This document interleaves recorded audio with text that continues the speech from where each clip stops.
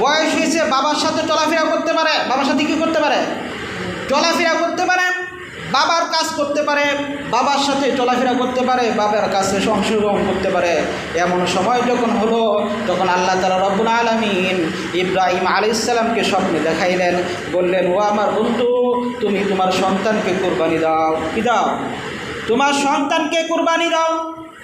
স্বপ্ন দেখলেন, তিনি চিন্তা করলেন, মনে হয় শয়তানের পক্ষ থেকে শয়তানের পক্ষ থেকে আমি স্বপ্ন দেখলাম। তিনি কোনো চিন্তা করলেন না। পরের দিন আবার স্বপ্ন দেখাইলেন, এরকমভাবে 3 বার স্বপ্ন দেখাইছেন অথবা 2 বার স্বপ্ন দেখাইছেন। দেখানোর পরে উনি চিন্তা করলেন যে নবীদের স্বপ্ন তো ওহী, আল্লাহ তাআলা রব্বুল আলামিন নবীদের যে স্বপ্ন এটা হলো ওহী, এটা হলো সত্য স্বপ্ন, এটা শয়তানে কখনো দেখাইতে পারে না। শয়তানে কী করতে পারে না? দেখাইতে পারে না। উনি ওনার সন্তানকে ইসমাঈল আলাইহিস সালামকে বললেন, ও আমার সন্তান, আমি আল্লাহ তাআলা রব্বুল আলামিনের কাছে এরকমভাবে স্বপ্নে দেখেছি, আমি তোমাকে জবাই করতেছি, আমি তোমাকে কী করতেছি? জবাই করতেছি, তুমি কি বলো? তৎক্ষণাৎ ইসমাঈল আলাইহিস সালাম বলেন, এ আমার বাবা, আপনি আমাকে ইনশাআল্লাহ ধৈর্যশীল ভিতরে আমি পাবেন। আপনি আল্লাহ তাআলার হুকুম আপনি পালন করেন। আপনি আল্লাহ তাআলা রব্বুল আলামিন যে নির্দেশ দিয়েছেন ওই হুকুম আপনি কী করেন? পালন করেন।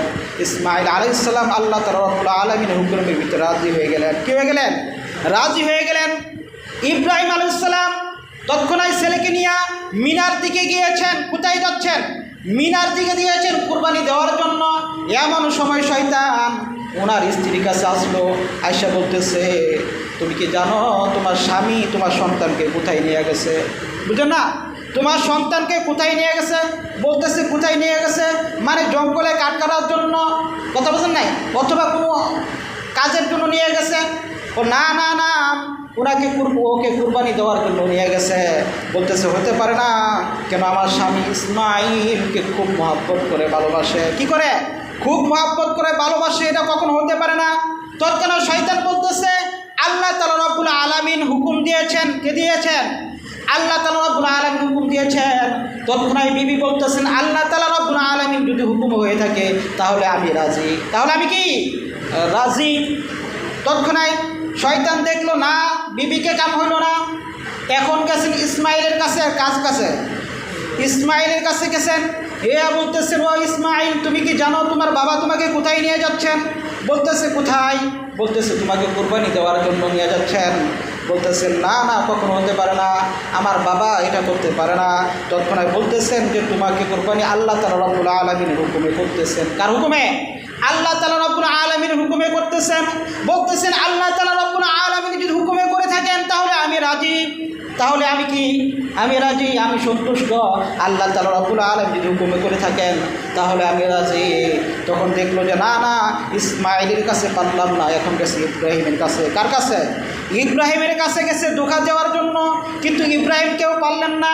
ইব্রাহিম আলাইহিস সালাম তৎক্ষণাৎ পাথর নিক্ষেপ করলেন। এই যে আমি মক্কা মদিনায় যাই, পাথর নিক্ষেপ করি, কঙ্কর নিক্ষেপ করি না, এই কঙ্করটা ওইখান থেকে আসছে। ওই কঙ্করটা কোথা থেকে আসছে? ওইখান থেকে। শয়তান ধোঁকা দিয়া পারতেছে না।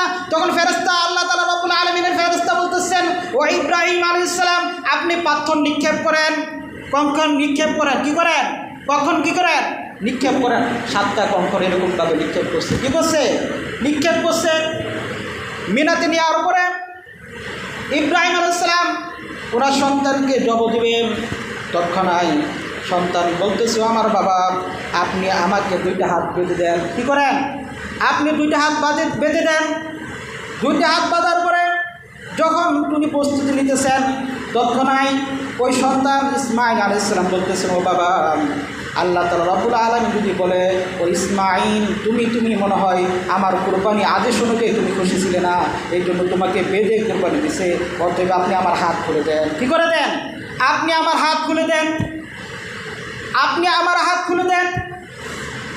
ইসমাঈলকে যখন ইব্রাহিম আলাইহিস সালাম যখন কুরবানি করবেন, চাকু চালাইতেছেন। কি চালাইতেছেন? চাকু চালাইতেছেন, কিন্তু গলা কাটে না। গলা কি করে না?